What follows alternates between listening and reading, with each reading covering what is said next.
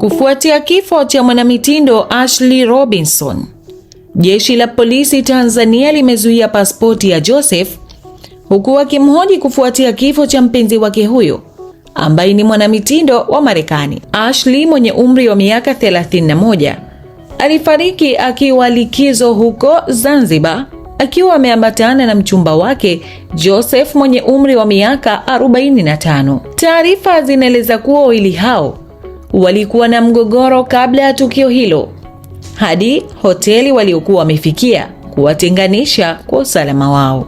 Kwa sasa polisi wanaendelea na uchunguzi, huku wakisubiri majibu ya madaktari kubaini chanzo cha kifo hicho, huku familia ya marehemu ikiendelea kutafuta majibu juu ya hicho kilichotokea. Licha ya kujiri yote hayo, mpaka sasa chanzo cha kifo bado hakijathibitishwa rasmi.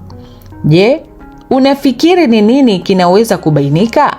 Usiondoke, baki nami hapa hapa MHK Online TV ili kufahamu mengi kuhusu mkasa wa mrembo huyo. Tuandikie maoni yako chini ya video hii. Usisahau kusubscribe MHK Online TV.